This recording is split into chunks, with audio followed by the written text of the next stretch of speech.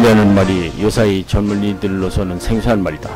문맹이란 배우지 못해서 글을 읽거나 쓰지 못하는 사람을 말하는데, 해방 직후 흔히 상대를 비방하거나 자신을 비관할 때 까막눈이라고 한 때도 있었다.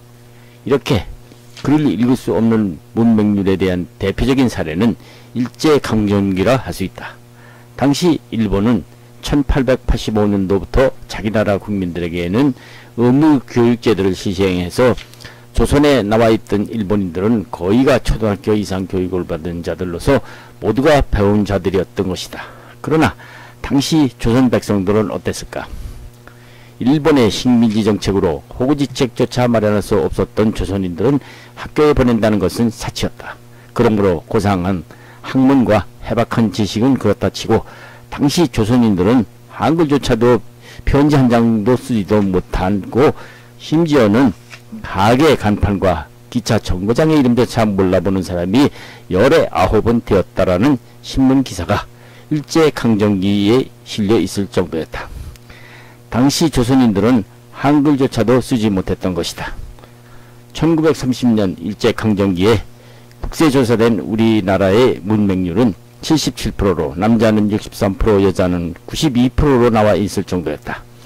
그나마 구한말까지 있었던 서당조차도 일제가 대대적인 탄압을 가해서 거의 사라질 정도로 서당을 폐쇄시켰을 뿐만 아니라 당시 이 땅의 유일한 종합대학인 경성제국대학도 일본인 학생이 대부분이었다는 것을 봐도 당시 일본 총독부가 조선민족교육에 무관심해졌다는 것은 뻔한 것이었다. 게다가 일본 총독부는 한글 문맹퇴치는커녕 태평양 전쟁이 발발하면서부터는 한글 교육조차도 완전히 금지하면서 한글 문명은 더 늘어났다는 것이다. 그 결과 1945년 광복 직후 한국인 문맹률은 78% 정도였을 정도였다.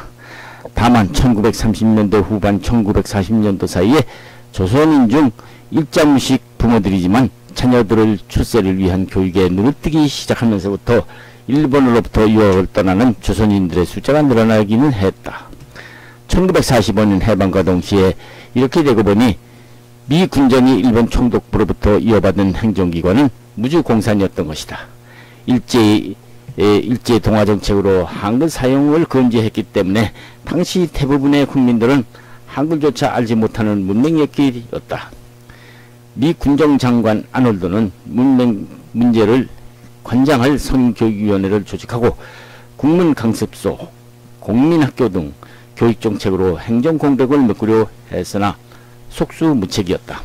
결국은 일본 총독부 시절 근무했던 한국인들 관료 출신들을 기용하려고 하였으나 주요 부처 요직은 모두 일본인들이 차지하고 있었기 때문에 행정공백은 불보듯 뻔했던 것이었다. 새로 출발한 이승만 정부로서는 더욱 망박할 수밖에 없었다. 더구나 친일파 논쟁으로 위축된 이승만 정부로서는 혼란한 치안과 국가 건설을 위해서는 배운 인재를 구하였으나 인재난은 면할 수밖에 없었던 것이다.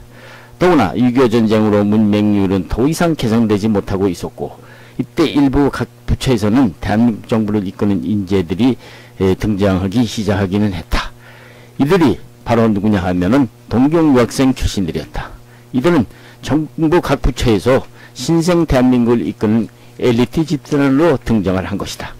그중 한국인들이 동경유학 중 제일 많이 다녔다는 와세다 대학 출신들이 대거 정치, 경제, 사회 각 분야에서 국가 건설에 중추 역할을 하게 된 것이다. 그때까지만 해도 정부 부처 한 구석에서 호구지책으로 소리 없이 일해오고 있던 와세다 대학 출신들이 두각을 나타내기 시작한 것은 국회의장을 지냈던 신익희 의장이 와세다 동창회 설립을 만들기 시작함으로써 신생 대한민국의 새로운 동력을 부여준 것이다. 당시 와세다 출신들은 비록 만땅 공무원으로 소리 없이 일해왔지만 자부심만큼은 대단했던 것이다. 건국의 주역으로 와세다 출신 숨은 인재들이 나라의 공백을 메꾸고 있었던 것이다. 1947년 가을 처음 출발한 와세다 동창회는 1년에 한 번 정도 야외에서 모였다. 헤어지는 정도로 지내왔다. 먹고 살기에 바쁜 그들로서는 동창회에 대해서 관심이 먹기는 마찬가지였다. 와세다 대학 동창회가 빛을 보기 시작한 것은 6.25 사변이 일어나던 이듬해인 1951년 11월이었다. 중국 공산군의 침입으로 부산에 내려와 오갈 데 없는 민심이었지만 그들은 동창회에 나와서 나라의 현실을 걱정하고 있었다. 동창회 활동이 미미하기 짝이 없었던 때 와세다 대학 법과 출신 권태훈이 신익희를 찾아왔다. 권동지, 욕해도 살아있었소. 와세다 대학 동창회장으로 있던 신익희가 동창회 상임 이사로 있는 권태훈을 다시 만난 것은 6.25 사변 이후 처음이었다. 회장님, 저도 6.25 사변 중 서울에서 피난을 못하고 숨어 지냈습니다. 9월 28일 수복 후 일찍이라도 나를 찾지 그러셨소. 그렇지 않아도 동창회 일 때문에 상의 좀 드리려 몇 번을 찾아와 뵈었는데 민심 수습차 각지로 돌아다니시고 계시기 때문에 뵙지 못했습니다. 그래요. 국회에서 출석하라 강연해 나가랴 참 바빴지. 공사 다망한 신익희로서는 당연한 소리였다. 권태훈이 두툼한 서류 봉투를 내어놓았다. 이게 뭐요? 하고 서류 봉투에서 꺼내놓는 소리의 타이틀을 보니 와세다 대학 해보라고 쓴 서류 뭉치였다. 신익희는 순간 자신이 동경유학생 시절 하구회를 조직하여 하구해보를 발행해서 민족정신과 독립정신을 고취시켰던 생각이 떠올랐다. 신익희는 내용을 훑어보았다. 와세다 대학 동문들이 쓴 젊은 시절의 야생미가 그대로 풍기는 글들이 많이 올라와 있었다. 애쓰였어. 곧 출간하시오. 그런데 그동안 어찌 지내셨고 지금은 무엇을 하세요? 영도에 있는 국민 교육연구원에서 일하고 있습니다. 그곳이 못하는 곳이더라. 문교부 산하 기관입니다. 자리를 옮겨보는 것도 괜찮지 않겠소? 회장님, 저는 회장님께 동창회의 상임이사로서 상의하러 온 것뿐입니다. 어느 곳에 근무해도 국가의 녹을 받아먹고 있어서 먹여주고 살 수 있게 해준 국가에 감사할 따름이므로 지금이 제일 좋습니다. 신익희가 동문 권태훈을 좋아하게 된 것도 이러한 그의 순수한 마음 때문이었다. 권동지야말로 애국자요. 말로만 애국하면서 염치 불구하고 동문을 찾아다니며 자리 부탁을 일삼는 세상인데 권태훈은 신익희의 다음 말에는 관심이 없는 듯 편지 완료된 와세다 해보 첫 페이지를 넘기더니 신익희의 창간사 원고를 부탁한다. 회장님, 창간사가 필요합니다. 아무렴 내 창간사가 들어가야 되지요. 원고는 내일까지 보내드리리다. 와세다 동창회가 본격적으로 활동하게 된 계기가 된 것은 대학 동문들이 각계각층에서 새 정부에서 두각을 나타내고 있는 직후였다. 조선 총독부는 동경 제국대학 출신인 유옥겸에는 특별히 총독부 간부로 채용하지 않았다. 해방이 되자 맥어더 장군에 의해서 임명된 미 군정청 책임자인 하지도 마찬가지였다. 한국의 일본들이 물러감으로 인한 공백에 미국이나 영국에서 교육받은 인재를 등용하였기 때문에 와세다 출신들은 해방 후에도 여전히 소외되어 있었다. 9월 8일 하지와 그의 24사단이 인천에 상륙했을 때는 충격적인 사건이 발생하였다. 오후 1시에 인천 부대에 하선을 하기 시작했을 때 인천 거리에는 총끝에 대검을 꽂은 검은 제복의 일본 경찰들이 도열하여 항복하는 일본의 승전국인 미군 상륙을 영접하는 행사를 하고 있었다. 이때 한국인들이 일본군이 물러가라는 항의를 하다가 한국인 2명의 일경들에 의해서 살해당하는 사건이 불거지었다. 이로 인해 한국인과 일본 경찰 간의 분위기는 살벌하기 짝이 없었다.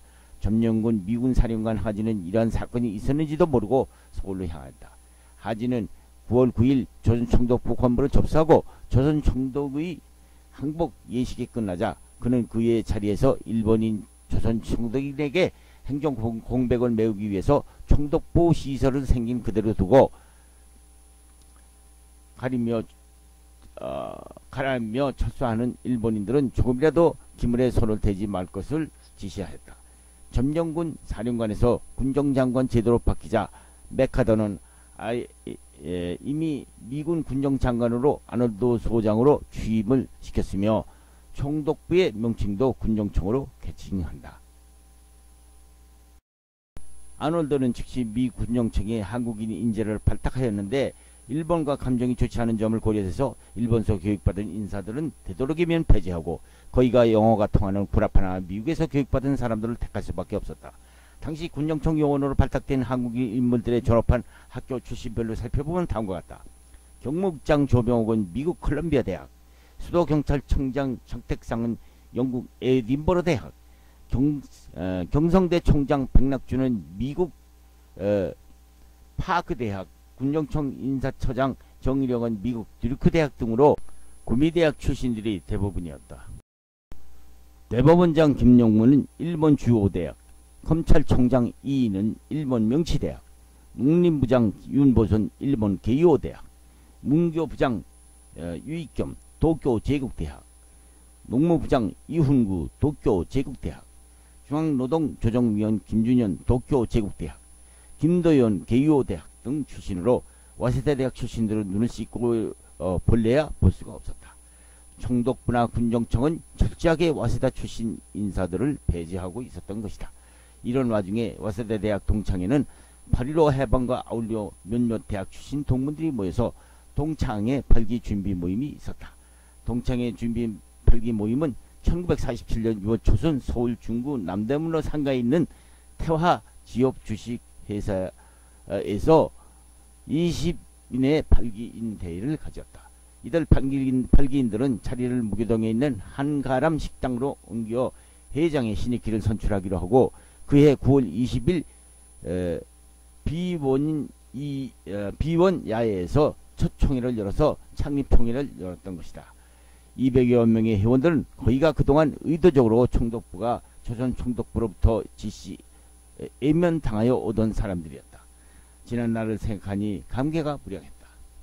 창립총회에는 임원선거가 있었는데 초대 회장의 신익희, 부회장의 미 군정시 민정장관을 지냈던 안재홍, 상임이사의 권태훈, 그리고 30여 명의 이사가 선출되었다.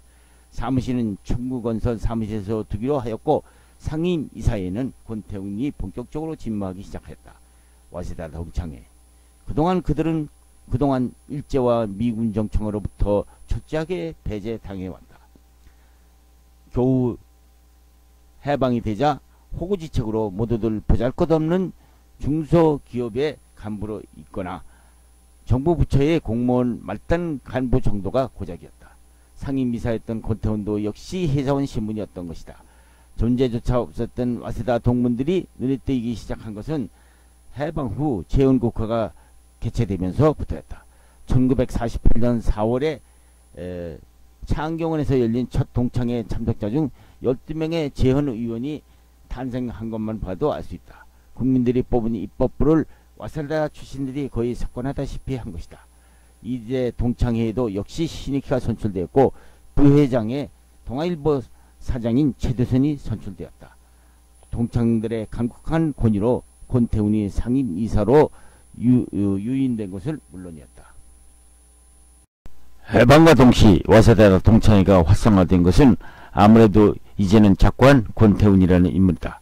그는 일찍이 경기도 안성 출신으로 부친의 결혼을 하라는 것을 뿌리치고 단신 일본에 가 고학으로 와세다 대학을 법학부를 나온 사람이다.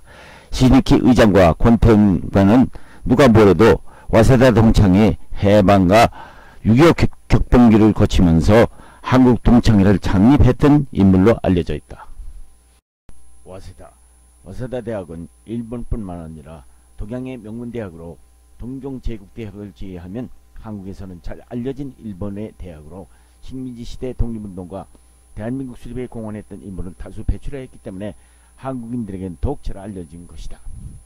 당시 조선인들 중에는 일본 유학이라 하면은 동양에서 가장 먼저 서구 문명을 도입하였던 일본을 통해서 근대화를 모색하려는 수단이라고 해도 과언이 아니었던 것이다. 당시 한국은 유학생들은 식민지 지배하에 동조하는 관료 양성기관이었나 다름없었던 동경제대나 경성제대 대신에 학문의 독립과 동서문명의 조화를 추구하는 개방적 학풍의 와세다대를 선택했던 것이다.